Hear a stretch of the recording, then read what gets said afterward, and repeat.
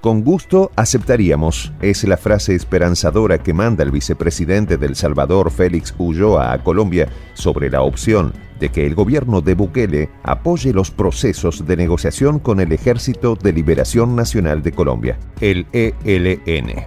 Que el proceso de paz en Colombia sea algo que triunfe preocupa a la derecha colombiana y a las potencias imperiales, ya que ello daría un triunfo histórico a los pueblos independientes de nuestra América. Ahora que la configuración de Latinoamérica ha cambiado, se abre una nueva esperanza, pues Petro se suma a un nuevo y poderoso aliado. Los detalles a continuación.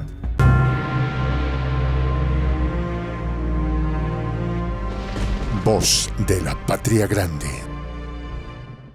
El ELN, o Ejército de Liberación Nacional, es una de las 6 guerrillas que permanece en estado de lucha dentro de Colombia. Esto ha tenido su vigencia en el contexto del dominio que tuvieron los políticos de la derecha colombiana durante décadas y bajo la alineación irrestricta a los intereses de Estados Unidos.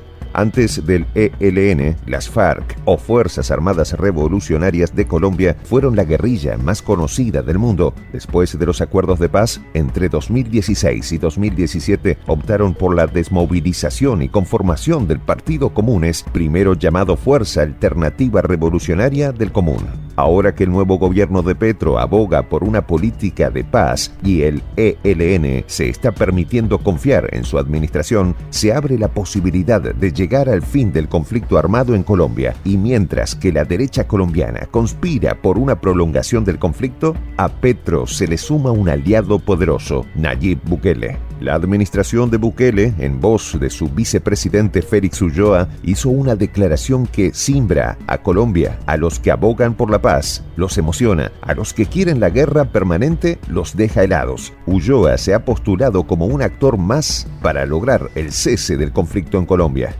Ulloa expresó: desde el fondo de nuestro corazón desearíamos que esa paz total llegase lo antes posible para Colombia. Si fuese el caso y hubiese la oportunidad de colaborar desde nuestros modestos esfuerzos, con todo gusto aceptaríamos darle la mano hermana, la mano amiga, nuestra solidaridad y nuestro respaldo a cualquier intento de búsqueda de la paz. El concepto y proyecto político de Gustavo Petro, en efecto, se llama la paz total. Se trata de un proyecto de negociación en el que se lograría la desmovilización de todos los grupos armados en Colombia. En el margen de la política de los uribistas, esto era impensable. Los seguidores y aliados del lastre del gobierno de Álvaro Uribe siempre han abogado por una política de guerra. En más de una ocasión, Uribe se ha manifestado en contra de cualquier acuerdo de paz para Colombia. Y es que el viejo régimen no daba ninguna alternativa a la posibilidad del cese de hostilidades. Para empezar, Uribe, sin afán diplomático y con falacias de por medio, decía: debemos decir que guerrilla es el diminutivo de guerra. Aunque a Uribe le falla la semántica, pues el diminutivo de guerra es guerrita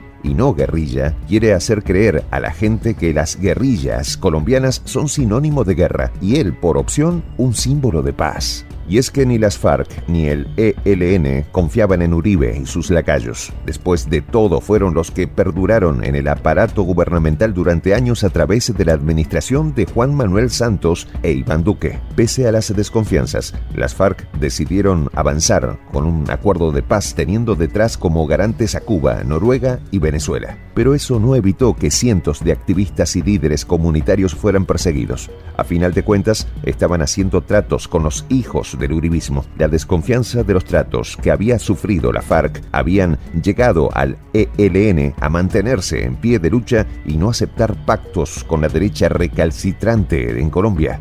La llegada de un gobierno distinto y además auténticamente de izquierda cambió la ecuación. La confianza que genera Petro no solo es por su activismo de izquierda, pues además fue miembro del movimiento del M19 o Movimiento 19 de Abril, que abogaba por una perspectiva bolivariana. El M19 fue una organización guerrillera colombiana que se alzó contra un fraude electoral por parte del Frente Nacional en contra del candidato de izquierdas Gustavo Rojas en 1970.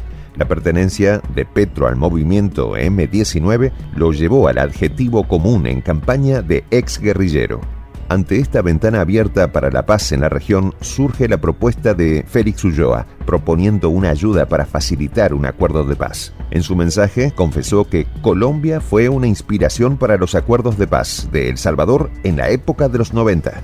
De este modo, el gobierno de Bukele se integra en la ecuación como un factor de paz, teniendo como editamento, en su experiencia, un proceso propio de pacificación y que, aunque es un tema radicalmente distinto, pues se trata de los grupos de pandillas que aquejan a El Salvador, de algún modo brinda una perspectiva de llevar la tranquilidad a la población. Además, El Salvador tiene una experiencia dolorosa en este sentido, ya que vivió en carne propia una guerra civil por más de una década, aproximadamente entre 1979 y 1992. Adicionalmente, es uno de los casos más terribles de conflicto armado dentro de Latinoamérica fomentado por el Imperio del Norte. No es un hecho desconocido que El Salvador sufrió un conflicto bélico interno provocado por los intereses de Estados Unidos en su cruel afán por dominar cada pedazo de este mundo. A El Salvador le costó entre 75.000 muertos y 15.000 desaparecidos, además de una generación muerta en esperanza, caos total para que se cumplieran los deseos de la dominante potencia. A El Salvador se le debe un mar de disculpas, compensaciones, reparos. El vecino del norte no reconocerá nunca esas afrentas. Tampoco apoyará a las naciones que buscan la reconciliación entre hermanos y evitar esas tragedias en las que salvadoreños se matan entre salvadoreños, colombianos entre colombianos, venezolanos entre venezolanos.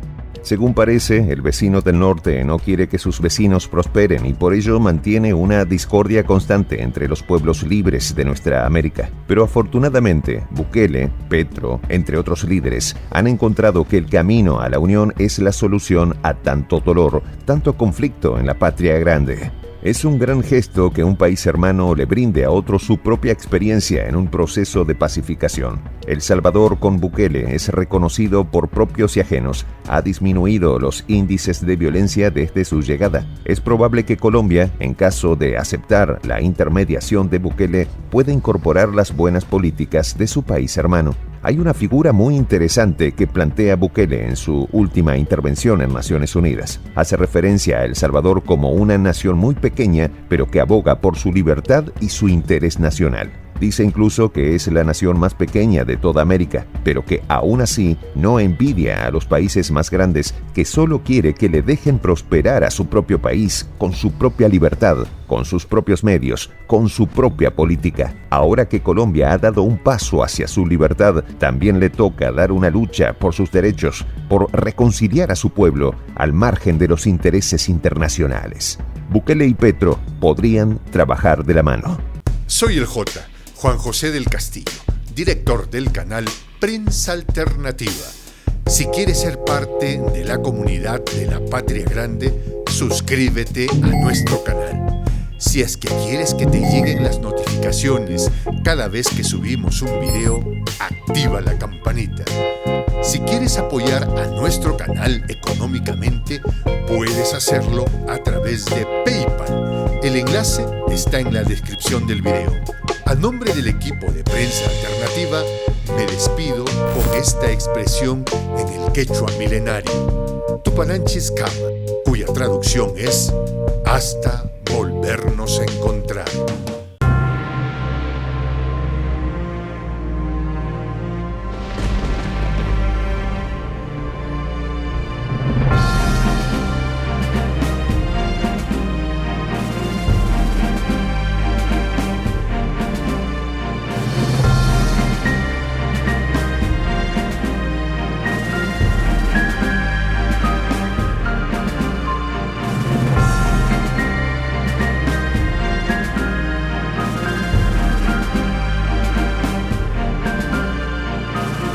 Voz de la Patria Grande.